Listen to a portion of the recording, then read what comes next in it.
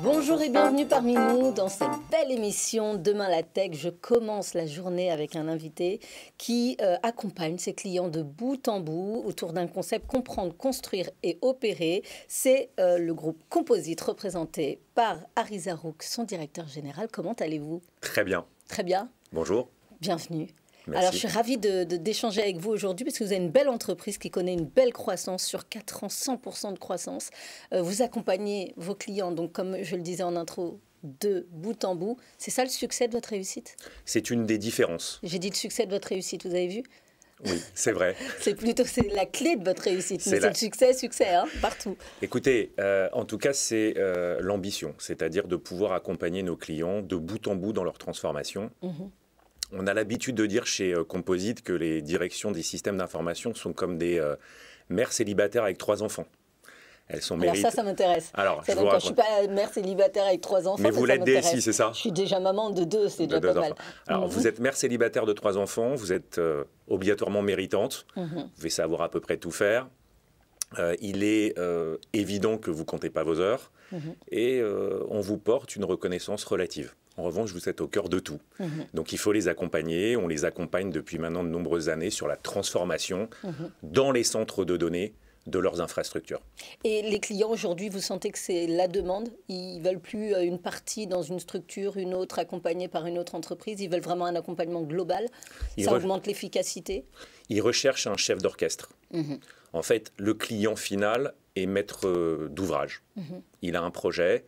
Il faut qu'il trouve le bon maître d'œuvre, le bon chef d'orchestre pour faire lever la tête de tout le monde qui, pour certains, ils ont la tête dans leur partition. Pour d'autres, ils ont la partition dans la tête. Nous, on fait lever les têtes et on essaye de créer du sens. J'aime bien. Alors, vous êtes finalement un maillon indispensable à la réussite de ces entreprises parce qu'aujourd'hui, on sait que tout ce qui est IT, c'est extrêmement bloquant quand ça ne fonctionne pas bien, quand ça n'avance pas bien.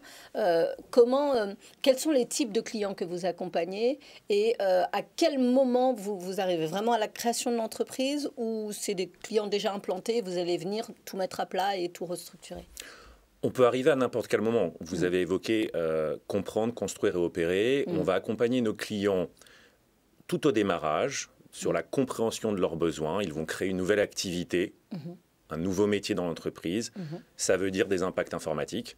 On va comprendre avec eux leurs besoins jusqu'à la réalisation, la mise en œuvre opérationnelle des solutions, en passant par le choix des technologies, leur intégration, l'intégration logicielle, le suivi de projet et même la mise à disposition des talents, de bout en bout. Mise à disposition des talents, ça veut dire que vous allez caster les meilleurs profils par rapport aux clients, vous faites du sur-mesure?